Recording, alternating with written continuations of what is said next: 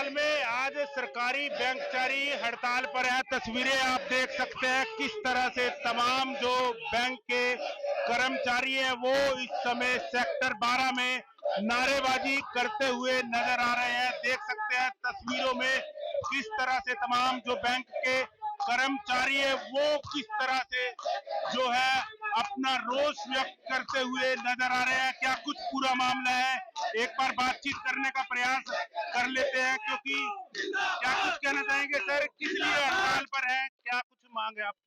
5 day banking, 5 day banking, एक ही agenda 5 day banking. जब सभी 5 डे है, खुद सरकार जो चला रही है वो 5 डे में देश चला रही है, तो बैंकों में क्या दिक्कत है? जहाँ पे 98% तक अल्टरनेट चैनल अवेलेबल है, 98% तक अल्टरनेट चैनल पब्लिक यूज कर रही है, ऑन रिकॉर्ड आप चेक कर सकते हैं।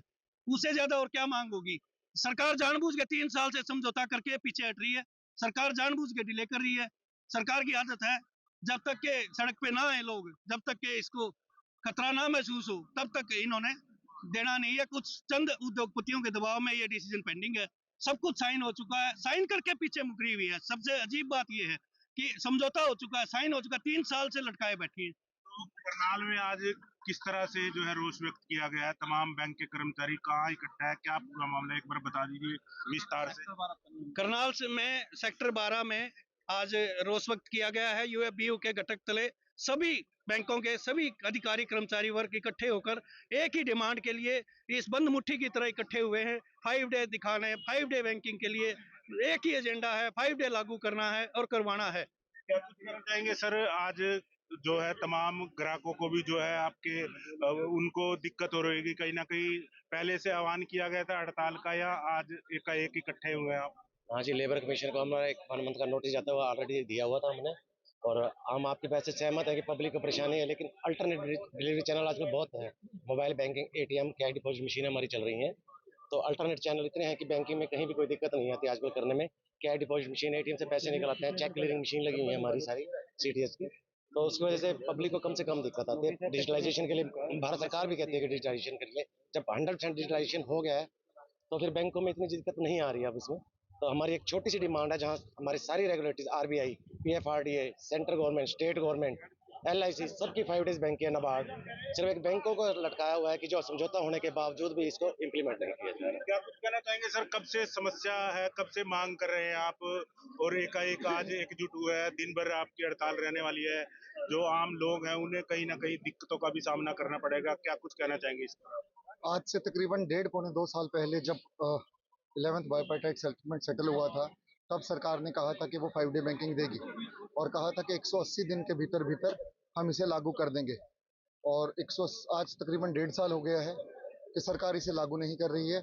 जब भी पूछा जाता है, जब भी बैंकों के प्रतिनिधि 5 डे बैंकिंग के बारे में जानने की कोशिश करते हैं, तो कहा जाता है कि हम इसे निर्णायक स्थिति पर हैं और आज या कल जल्दी ही इसे क्रियान्वित कर देंगे, बट आज तक ये क्रियान्वित नहीं की गई है। सभी जानते हैं कि बैंकों में वर्किंग आवर्स बहुत ज़्यादा हैं। ऑफिशियली वर्किंग आवर्स आप भले ही कह लीजिए कि कम है, कि 10 से 4 तक रहता है, बट बैंकों में काम, हमारे साथी जो हैं ऑफिसर वर्ग, रात को 8-8, 9 बजे तक आप कोई भी बैंक ब्रांच में जाएंगे, कोई भी शाखा में जाएंगे, वो शाखा में काम कर रहे होते हैं, जिसकी वजह से उनका पारिवारिक संतुलन बिगड़ रहा है।